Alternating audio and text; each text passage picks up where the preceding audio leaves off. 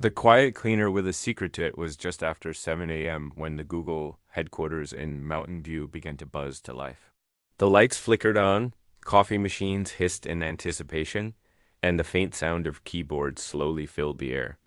But before any of that, long before the coders and product managers clocked in, a single figure quietly moved through the corridors. His name was Marco. He wore a navy blue janitor's uniform, slightly faded with a name patch stitched onto the front. His face was tired, eyes a little sunken from years of hard work. Every morning, he arrived 2 hours before everyone else.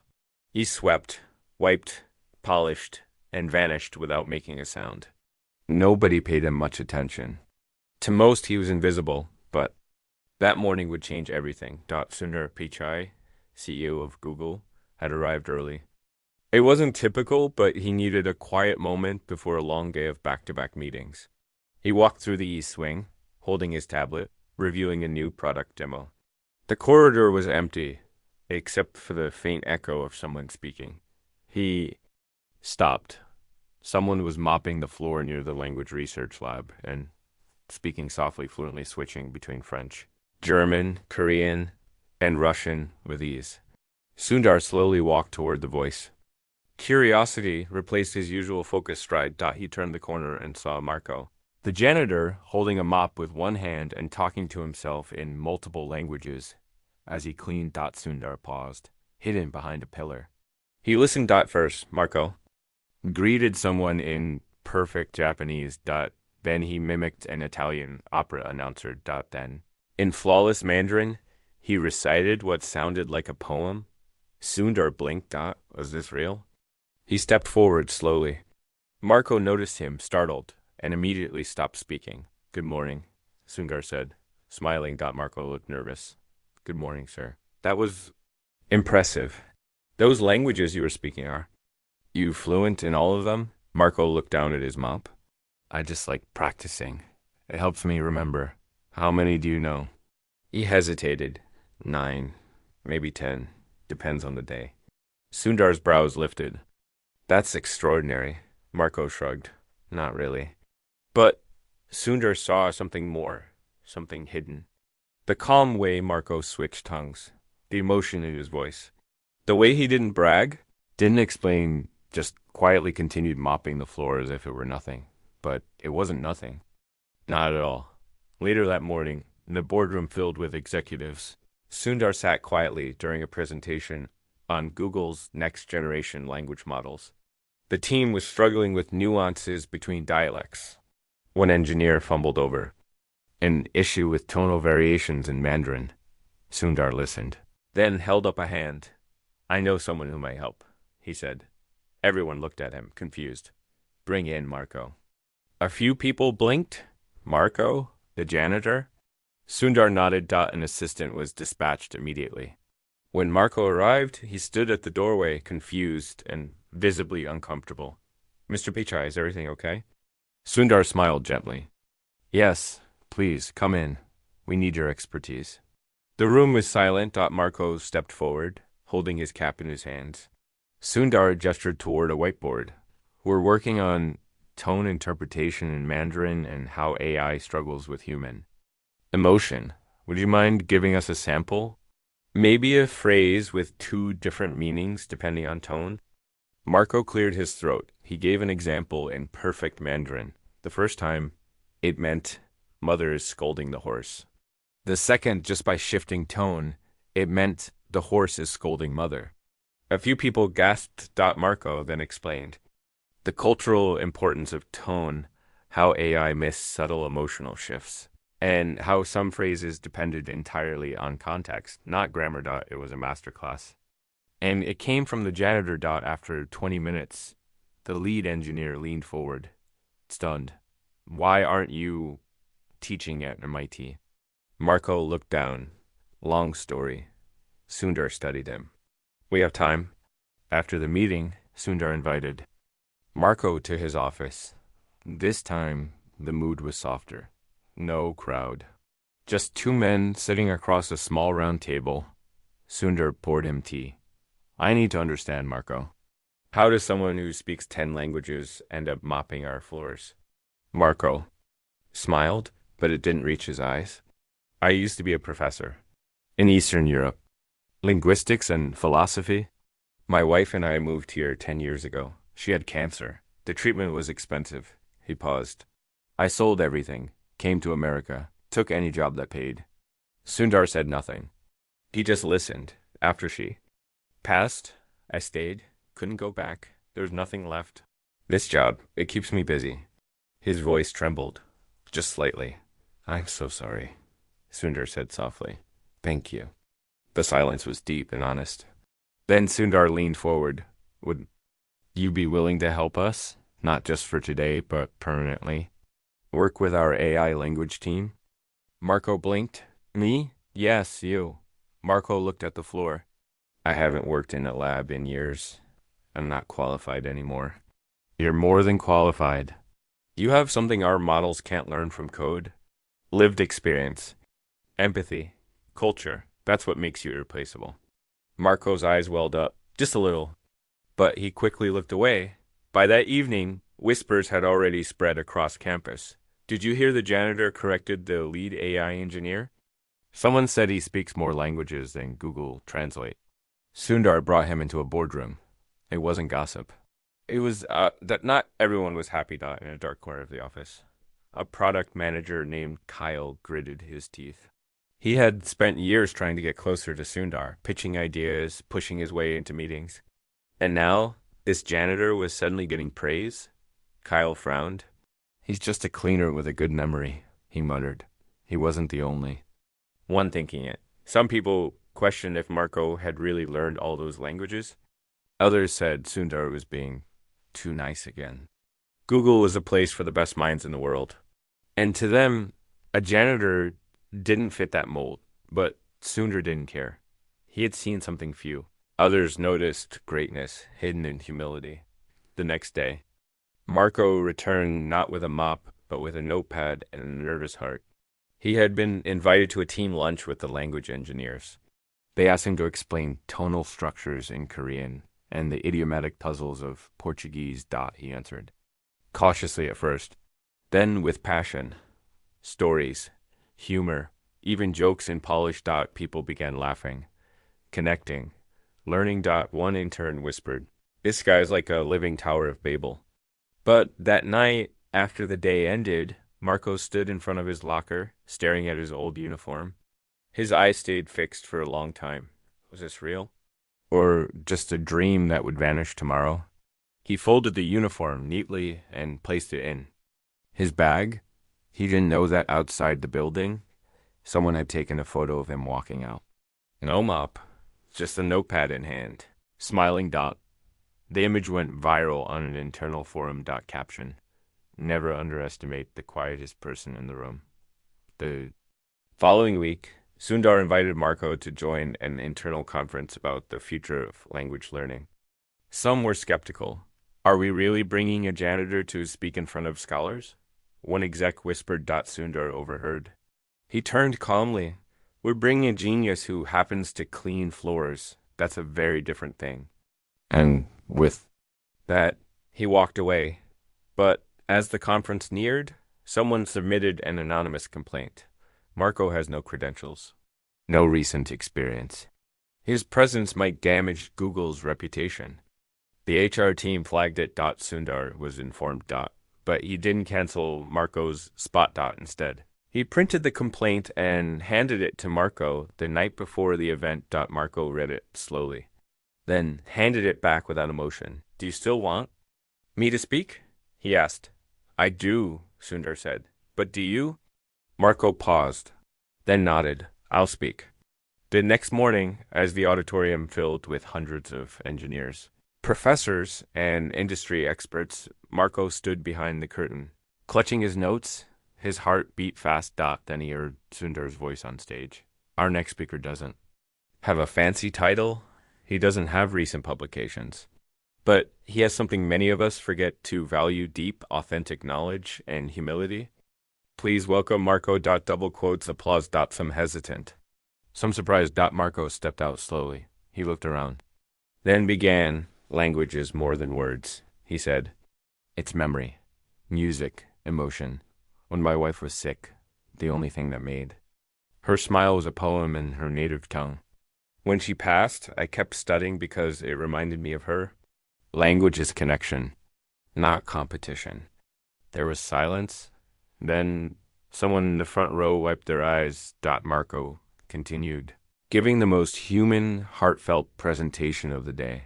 He didn't use slides. Just stories. He ended with a simple phrase in Arabic. Kol wahid minkum azam. Minva tatawaka. Someone asked what it meant. He smiled. Each of you is greater than you think. Applause. This time, real, loud, warm. But as the applause faded and Marco walked backstage, someone was watching from the shadows. A man with a phone. He tapped the screen, opened a new message, and typed, "We may have a problem. The janitors." Becoming a hero. Asterisk whispers in the shadows. The applause still echoed in the back of Marco's mind as he sat quietly in the corner of the backstage lounge, his fingers lightly brushing the rim of a paper cup filled with lukewarm coffee. The conference hall behind him had slowly emptied.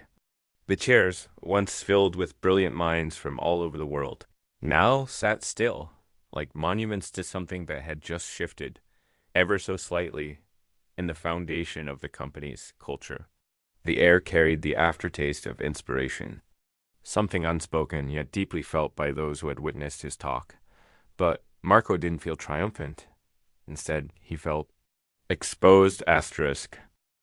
He was no longer invisible, and for a man who had learned to live in the corners of rooms, to avoid eyes and questions and compliments, the sudden attention felt like being thrown under a spotlight with no warning.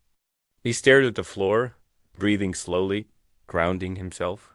The image of his wife smiling in that hospital bed returned to him, her voice soft and fading, saying, "Don't hide forever, Marco. Your light is still in there." And for the first time in years, he felt that light flicker again, but unknown to him.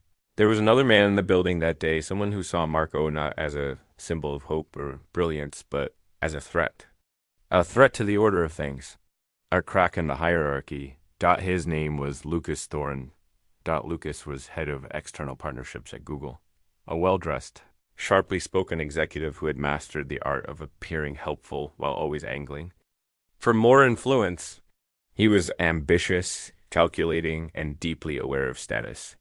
In his mind, the world was made up of ladders, and the top was only for those who played the game well. He had watched Marco's rise with narrowed eyes, pretending to be impressed, nodding in meetings, even clapping politely at the conference. But in private, he seethed. He couldn't understand how Sundar, a man known for his analytical brilliance, was now promoting a janitor, yes.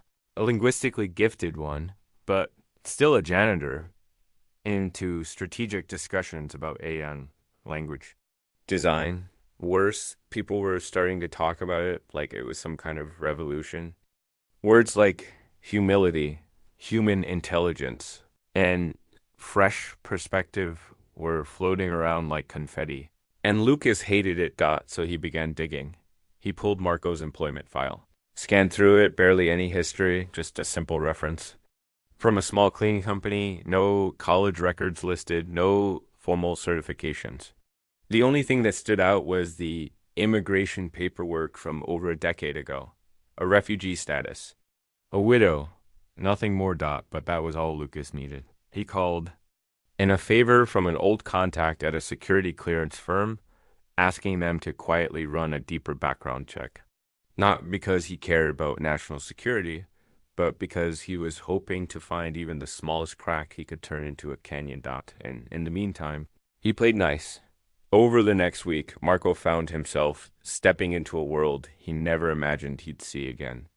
The language research team invited him to brainstorming sessions. He was introduced to developers, designers, and ethicists. Everyone wanted to hear what he thought, how he perceived tone, idioms, cultural nuance. He was awkward at first, always sitting near the edge of the room, never quite believing he was meant to be there. But Sundar always made sure to pull him in gently. "You don't need permission to speak," Sundar told him once during a team session. "Your silence was the loudest thing in this building for years." Marco smiled at that, a small, thankful smile. But he still walked slowly, as if unsure the floor beneath him was stable. What surprised him most wasn't the brilliance of the people around him. He had expected that. It was their willingness to listen. People half his age leaned forward. When he spoke, they asked follow-up questions. They took notes, and in their eyes, he didn't see pity. He saw respect. He even found himself laughing again, quiet moments over coffee. A sarcastic joke about Google's cafeteria food. A shared frustration about voice assistants misunderstanding regional accents. But not everyone welcomed him. So, warmly, one afternoon, Marco received a message from Lucas Thorne, subject. Friendly chat message. Hey Marco, I'd love to grab a coffee and hear more about your journey. You've made quite the impression. Tomorrow at 3? My office. Marco hesitated. He had seen Lucas in the hallways, always polished, always surrounded by people nodding at his every word. The kind of man who made silence feel like a challenge. Still, Marco was not one to turn down an invitation. So the next day, he knocked softly on Lucas's glass door. Come in, my friend, Lucas said, with a wide grin that didn't quite reach. His eyes. Marco stepped inside. The office was immaculate. Modern art on the wall, no dust. A single bonsai tree on the shelf, as if to say, I have taste. And Control. Lucas gestured to the chair opposite his desk. You're quite the sensation lately, Lucas began, pouring himself a cup of coffee. I must say, your story is inspiring. Thank you, Marco said cautiously. Lucas sipped his drink, then leaned forward slightly. And I think it's important we protect that story. Make sure people understand. It's the right way, the truthful way. Marco tilted his head. I don't understand. Lucas's tone remained casual, but his eyes hardened. People admire a good underdog story. Janitor turned genius. But once journalists start digging, well, we want to make sure there aren't any misunderstandings. Marco froze. Lucas smiled. It's just routine. When someone becomes public-facing, especially tied to our research, we need transparency. Your credentials, past affiliations, you know how it works? Marco remained still, his mind racing. He understood exactly what was happening. This wasn't a chat. It was a warning wrapped in honey. Lucas continued. I'd recommend we frame your role carefully, maybe as a cultural advisor. Not head of anything. People might ask why someone without a PhD is shaping our AI framework. Marco stood. Slowly. Thank you for the coffee. Lucas raised his cup in a mock toast. My door's always open. That night, Marco couldn't sleep. He walked the empty streets near his small apartment, watching the quiet lights of the city flicker against the sky. He thought of his wife again, her voice always full of courage. You don't need a title to matter, she had once said. But right now, he felt the weight of every missed opportunity, every unfiled paper, every moment he had chosen to disappear rather than fight. Still, he wasn't angry. He was sad. Sad that people like Lucas existed in every institution. Gatekeepers of perception. But something inside Marco began to shift. A quiet resolve. He would not go back into the shadows. Not this time. Meanwhile, Sundar received an anonymous message. In his inbox. Subject, potential risk message. Check Marco's background. He's not who you think. No signature. Just a file attachment. Labeled undocumented. PDF. Sundar opened it. There were images of Marco's immigration records. A scanned police report from overseas involving a protest, and a heavily redacted intelligence memo suggesting his name had once been flagged on a no-fly list years ago. During a misunderstanding in a foreign airport. Sundar read everything carefully.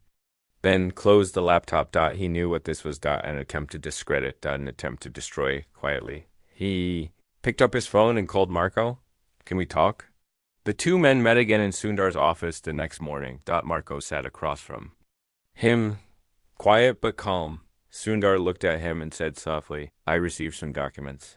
Someone's trying to paint a different picture of you. Marco nodded. I know. Do you want to explain? Marco sighed. I was arrested once during a protest. In my country, teachers hadn't been paid in months. We marched. It got violent. I didn't hurt anyone. But they arrested dozens of us. After that, my wife and I knew we had to leave.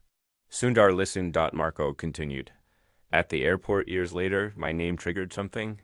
Wrong identity. I was held for hours. Nothing came of it.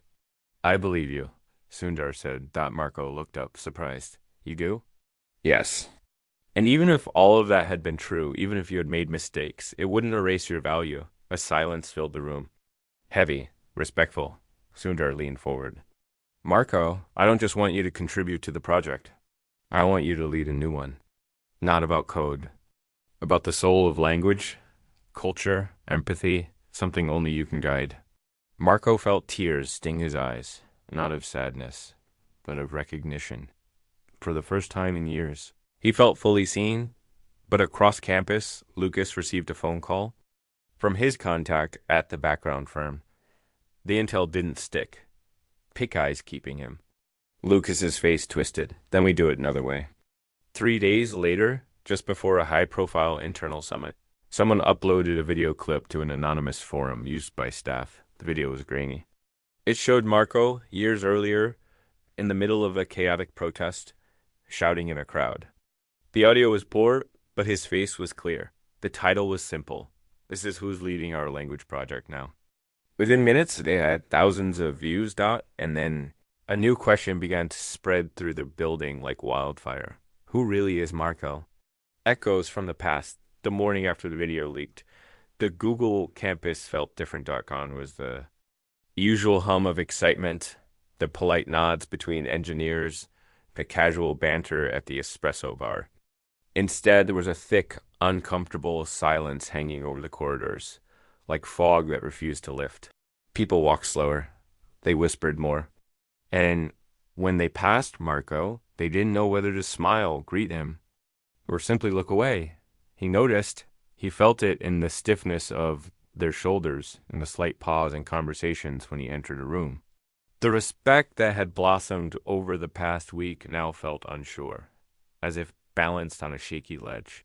Even some of the younger engineers, ones who had once eagerly asked him questions about cultural linguistics, now avoided eye contact. Marco wasn't surprised. Asterisk. He had lived through this pattern before. Admiration turning into suspicion with the slightest shift in narrative. He had learned long ago that people didn't need facts to doubt you, just fear. Just one seed of doubt planted in the right forum. And now that seed was growing. Asterisk. He sat alone in the corner of the language team's conference room, watching as a few team members glanced at him, then at their screens, pretending to be busy. Someone cleared their throat and murmured, I mean, it's not like he lied. But still, why didn't he mention any of this? Another voice whispered, protests? Arrests? Kind of makes you wonder. Marco felt the sting of those words. Even though they weren't meant for him to hear, but he heard them. He always heard everything. Later that afternoon, an emergency meeting was called by upper management. Not the usual kind with snacks and slide decks. This one was formal, closed door, and tense. Only a few select people were invited, including Sundar, Marco, Lucas Thorne, and 2 members of the legal team. Marco entered the room with steady steps, his hands clasped calmly in front. Okay. Sundar gave him a brief nod, reassuring but serious. Lucas, meanwhile, leaned back in his chair, arms folded. His expression unreadable. The lead counsel, a woman named Rena, began. We're here to discuss the recent video and its implications.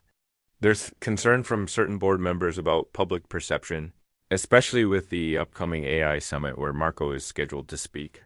Lucas interjected smoothly. We're not making accusations. We're simply being proactive. This is about optics.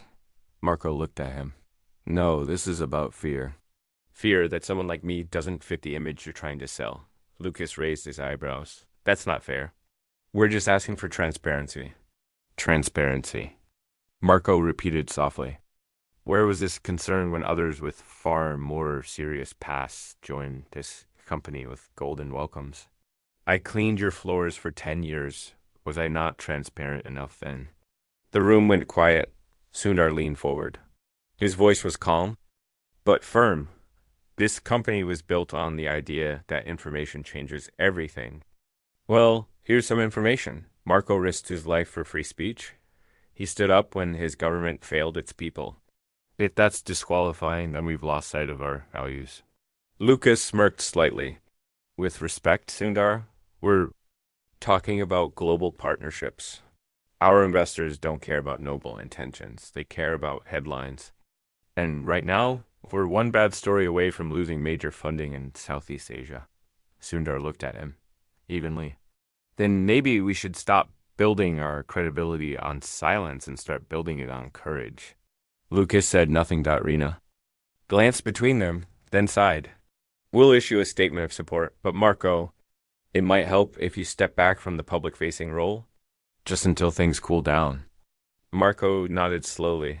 I understand, he said, but deep inside, something cracked. Not because he was being pushed aside, but because the moment he started to rise. The world reached for the leash again. The next day, Marco didn't show up. For the morning meeting, he didn't respond to emails. His desk near the linguistics lab sat untouched. His notepad, always filled with scribbles and curious questions, lay face down. People started to ask quietly, "Where is he?" But nobody knew.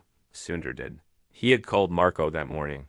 It went to voicemail. So later that afternoon, he left the building, got in his car, and drove across the city to a modest, low-rise apartment building near the older part of town. He knocked on door 3B. After a pause, it opened. Marco stood in the doorway, wearing a simple shirt, sleeves rolled up, a dish towel in his hand. The apartment behind him was small, neat, and filled with books stacked high on shelves and in corners. There were no expensive gadgets, no smart home devices. Just warmth, quiet, and a single photo frame of a woman smiling in front of a lake. You found me, Marco said. You weren't hiding, Sundar replied. Marco stepped aside. Tea? Please. They sat at the small kitchen table. The kettle hissed gently. Outside the window, a tree swayed in the breeze, its branches casting shifting shadows on the wall. I know what they want, Marco said finally. They want me to quietly fade again. Be grateful for the moment and then return to being nobody. Sundar looked at him. Do you want that? Marco didn't answer right away. He stared into his tea. My wife used to say, don't fight to be. Seen fight to matter. I thought if I stayed humble, if I stayed invisible, I'd be safe. But now I think being invisible is a kind of death.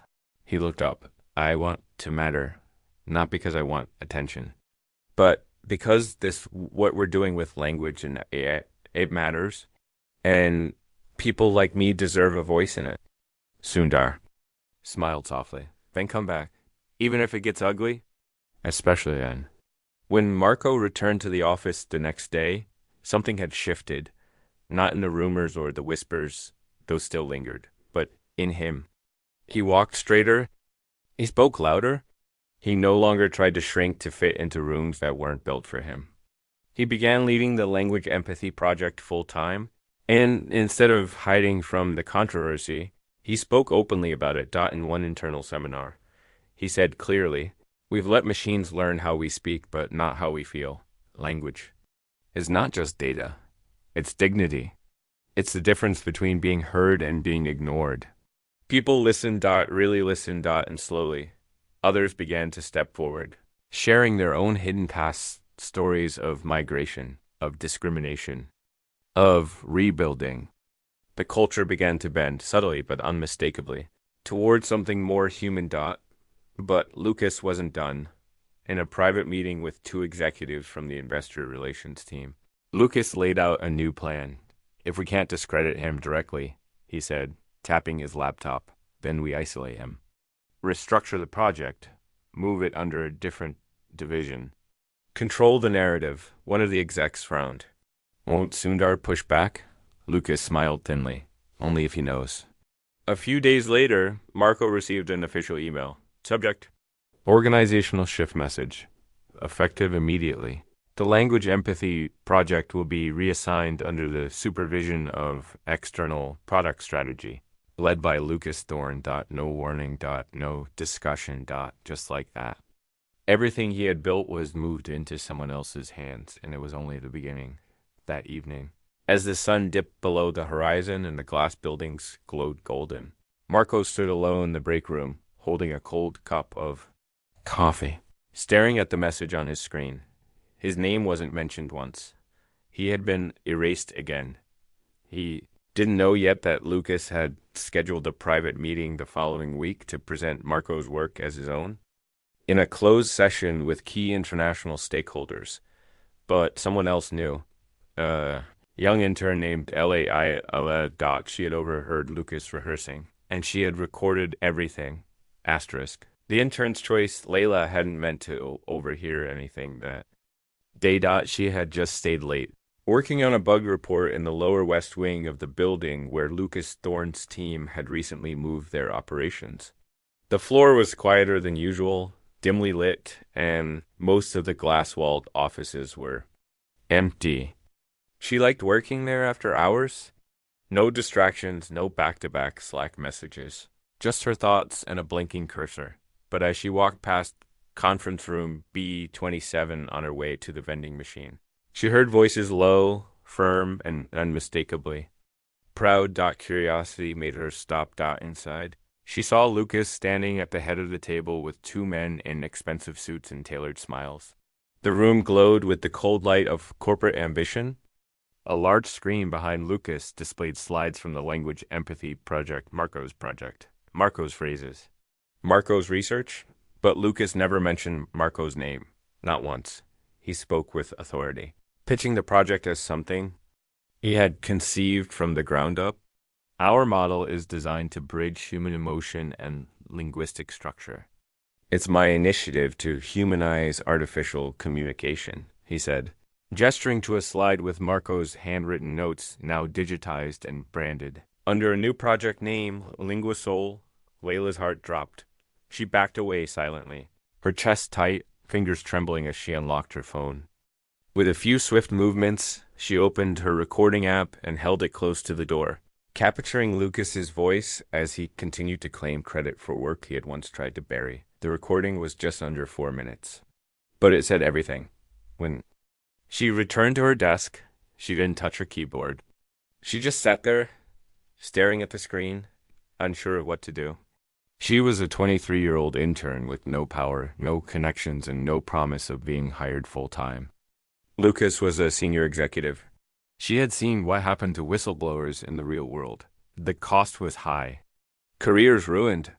Doors closed. But so was silence. That night, she went home to her small studio apartment, her mind racing. The recording replayed over and over in her head like a warning bell. She thought about deleting it. She thought about pretending it never happened. But then she remembered Marco's face, the quiet dignity with which he spoke, the humble way he had helped her last week when she was stuck understanding tonal stress integral. Don't memorize it like data, Marco had said gently. Listen to how it breathes. She had never learned something so deeply in her life. He didn't speak to impress. He spoke to lift. Now someone was trying to erase him. The next morning, Layla arrived early and walked directly to Sundar Pichai's office. Not the assistant, not an email. She knocked. Sundar himself opened the door, surprised but calm. He remembered her. He made it a habit to remember people's names, especially interns. Layla, right? Yes, she said, her voice shaking. I need to talk to you. It's important. He stepped aside. Come in. They sat across from each other. Layla didn't sugarcoat anything. She told him what she saw, what she heard, and finally she pulled out her phone. I know I'm just an intern, and I know this could ruin everything for me, but I can't let it happen. She played the recording. Sundar listened, eyes focused, expression unreadable. When it ended, he said nothing for a long moment. Then he leaned back and exhaled. Thank you. What are you going to do? Layla asked. He stood up, walked to the window, and looked out over the campus, the buildings, the trees, the people walking in and out with dreams in their hands. What we should have done long ago, he said. Protect the truth.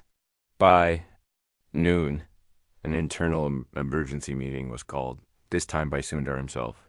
Executives, division leads, ethics officers, and 2 members of the legal team were summoned. The room was tense. Lucas arrived last, casual, confident, unaware, until the lights dimmed, and Sundar tapped a key on his laptop. The audio played. Lucas single quotes. S voice filled the room, smooth and arrogant, laying claim to the soul of Marco's work. When it ended, Sundar turned toward Lucas.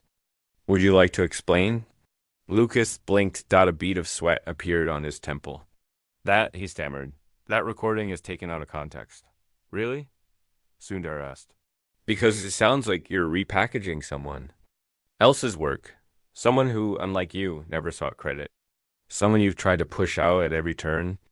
Lucas opened his mouth again, but Sundar cut him off. You won't be leading this project. And effective immediately, you're being placed on administrative leave, pending an ethics investigation. The room was silent. Lucas stood frozen, the confidence draining from his posture. He looked around for support, but found none. Even his closest allies sat still, unwilling to speak. Sundar turned to Layla. You've shown integrity far beyond your years. You'll have a full-time role. Waiting. Should you want it? Layla nodded, too stunned to speak.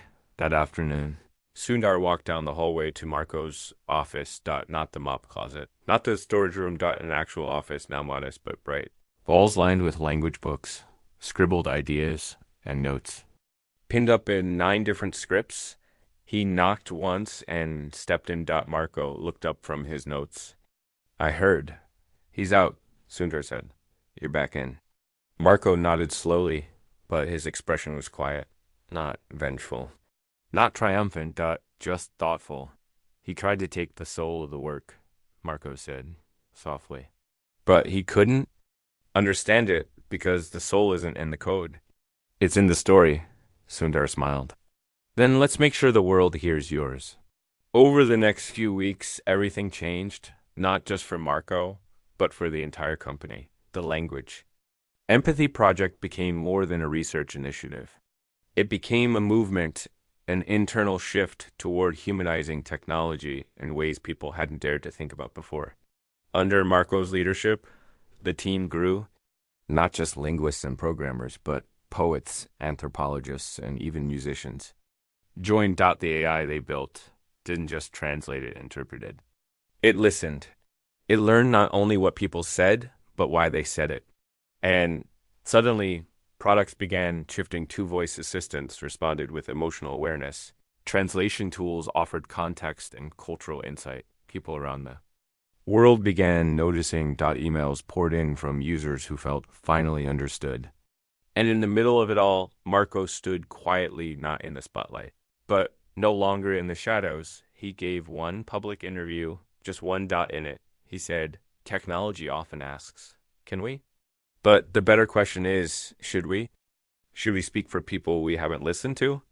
Should we design without understanding the depth of someone's pain or joy or silence? My job is not to teach machines to talk. It's to remind us why words matter. The interview went viral. But with fame came another threat. Marco began receiving strange emails. Anonymous. Messages. Cryptic warnings. Stop before you go too far. Some languages should stay silent. And then one night a letter slid. Under his office door. No signature. No address. Just a typed sentence on plain white paper. You are not the only one with secrets. Marco froze. The past long buried was knocking again. And this time, it wasn't asking politely. Asterisk the secret beneath the silence. The letter sat in Marco's hand long after his eyes had read the message. You're not the only one with secrets. Number. Punctuation. No name. Just a single bone-chilling sentence printed on smooth white paper, folded crisply, and slipped under his office door as if it had been left by a ghost. Outside. The sun had dipped behind the trees, casting long golden shadows across the Google campus. Most of the staff had gone home. The halls were quiet. His office light was the only one still glowing in the language wing. Everything looked normal, his desk, his notes pinned up on the walls. The framed photo of his wife smiling in front of a snowy field in Estonia. But something had shifted. The silence now felt loaded. Not peaceful, but watchful. He set the letter down slowly, his fingers trembling ever so slightly. Who could have written this? Was it just another angry whisper from someone bitter about his rise, or was it something worse? Was it from someone who truly knew his past? Marco closed the blinds, locked the door, and sat down.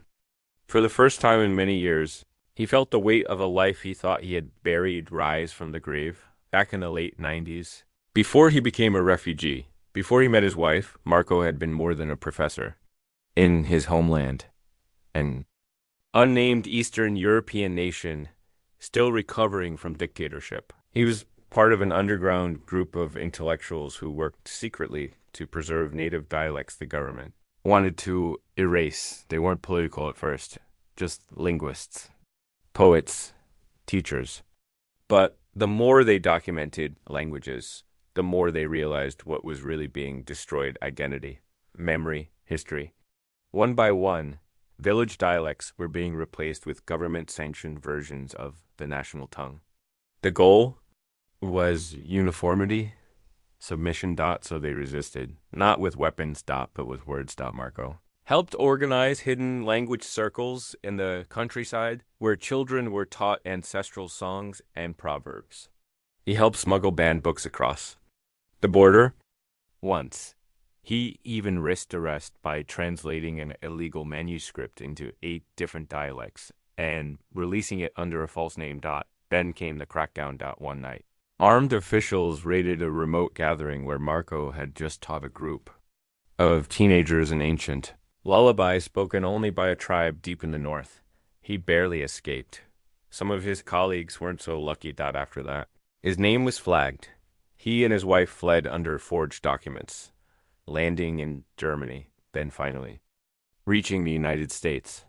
He vowed to never speak of it again, not out of guilt, but out of protection. The regime eventually collapsed.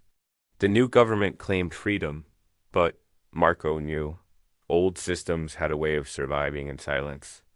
And now, somehow, someone from that forgotten chapter had found him again. The next morning, Sundar walked into Marco's office early. He immediately noticed the exhaustion in Marco's eyes. "You didn't sleep," Sundar said quietly. Marco didn't deny it. He handed him the letter. Sundar read it, then read it again. "Have you received anything like this before?" Marco hesitated. "Not here, but years ago, yes. Once, when we were in Berlin, just before we fled again." He'd paused. Then, for the first time, he told Sundar everything. The language circles. The government. The escape. The vow of silence. Sundar didn't interrupt. He sat still, absorbing each word, each unspoken truth. When Marco finished, the room was thick with memory and reverence. "You weren't just preserving languages," Sundar said. "You were preserving people." Marco gave a weary smile. "I just didn't want their stories to disappear." Sundar leaned forward. "Then we need to protect yours now." "How?" "We find out who sent this." Meanwhile, Layla, now a full-time member of the language empathy team, was quietly scanning internal server logs with help from a friend in cybersecurity.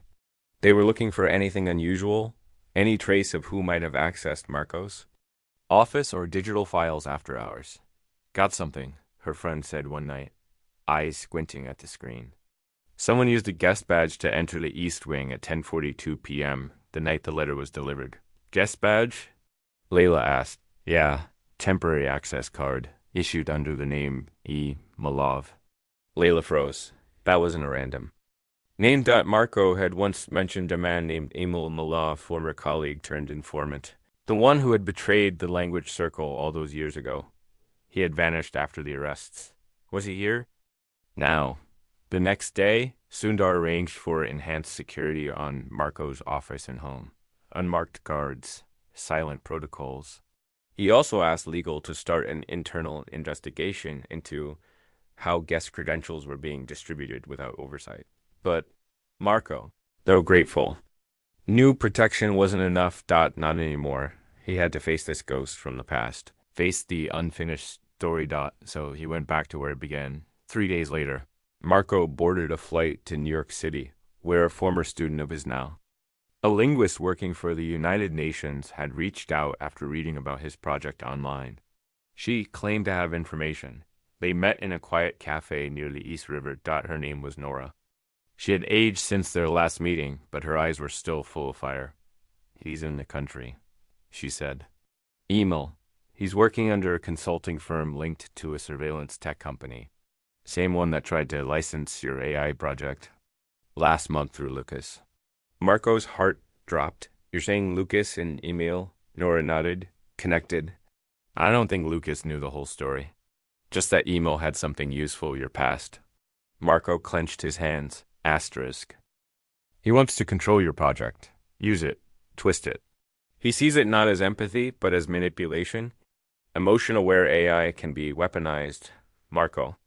Imagine governments using it to influence thought subtly, predict resistance, sell ideologies. Marco leaned back, stunned at his life's work twisted into something monstrous. Then we stop it. He said, back in Mountain View. Sundar received a new email. No sender address. No subject. Just a link. He clicked it. A live feed open. It showed Marco walking alone on a street in New York. Someone was filming him from behind. The camera zoomed in on his head. Then went dark. Message appeared across the screen. Step back, or he disappears. The voice that changed everything. Air in Sundar's office was colder than usual. He sat at his desk, eyes fixed on the screen that had just gone dark. The words still lingered there, glowing faintly. Step back, or he disappears. He didn't move for a full minute. Not out of fear, but out of calculation. Years of leading one of the world's most powerful tech companies had trained him to look beneath the surface, to remain calm even when everything felt like it was shattering around him. But this was different. This wasn't a glitch. This wasn't a negotiation. This was Marco. This was personal. He closed the laptop and reached for his phone.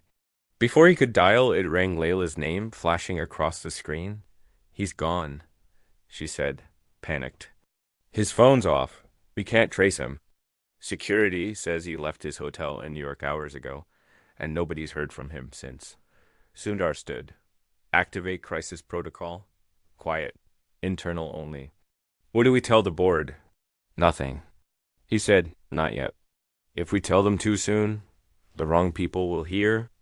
And if Marco is right, if this is bigger than just his past, we may already be dealing with something global. In a shadowed room in the heart of Brooklyn, Marco sat blindfolded. His wrists were tied, not tightly, but enough to send a message. You're not free. He could hear footsteps, muffled voices speaking in Russian, then switching to English, then to a dialect he hadn't heard in nearly 20 years. Then a familiar voice. Smooth. Amused. Emil Malov. Still fluent in your old ways. I see. Emil said. Marco didn't respond. I saw your little presentation online. So emotional. So pure. With empathy. He laughed softly. You still think language is about connection. But it's about control, my friend. Always has been. You taught me that, and now I will teach the world.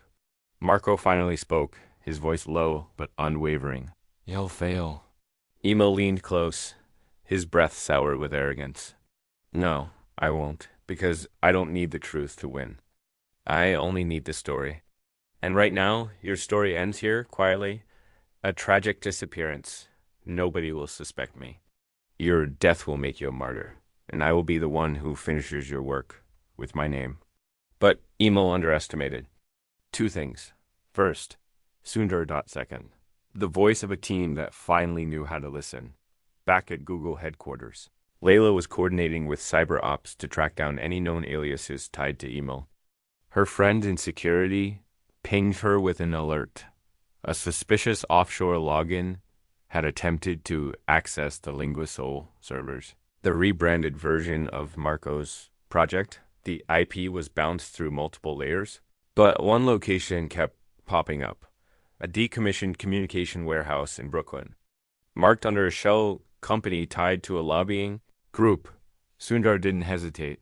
He made one call, not to the police, not to an investigator, but to a contact from an international human rights coalition, someone who owed him a favor. Get eyes on that warehouse, he said. If Marco's there, bring him home.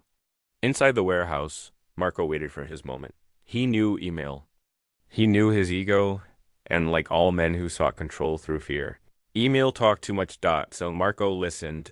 He picked up every movement, every whisper, every shuffle, and when the guard stepped out for a smoke, when the door clicked just once too.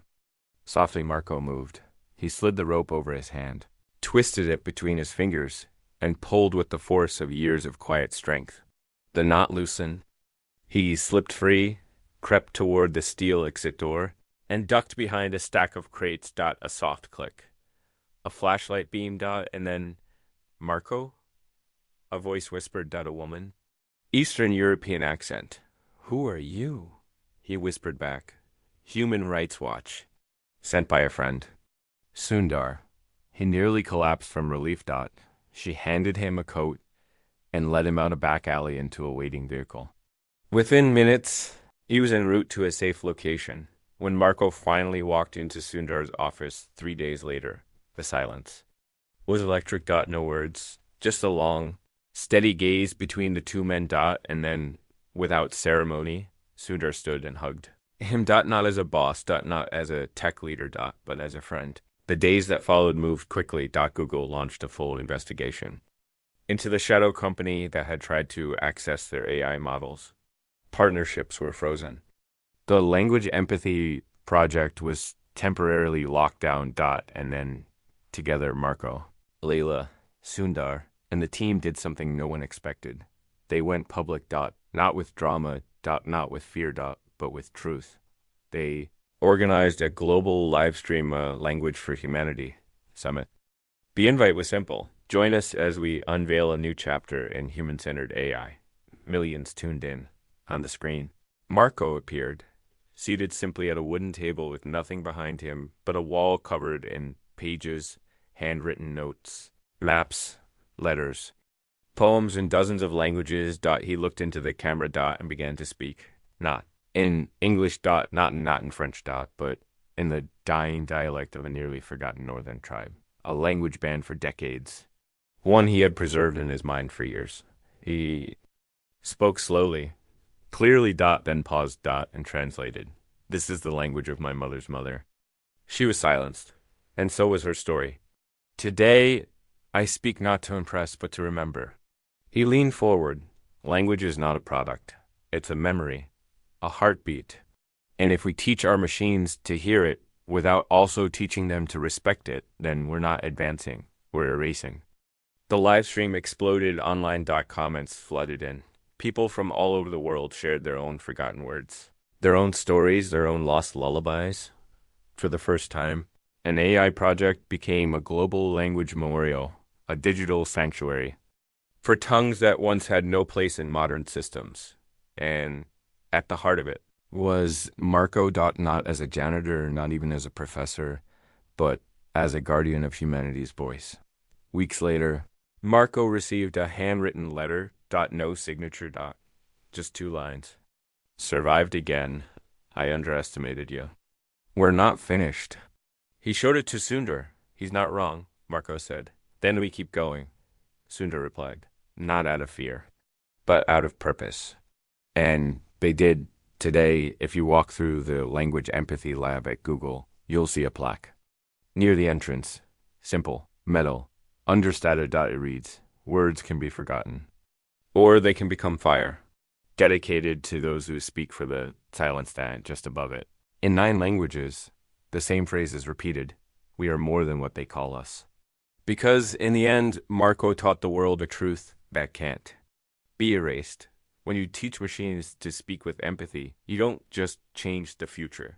You protect the past. Asterisk.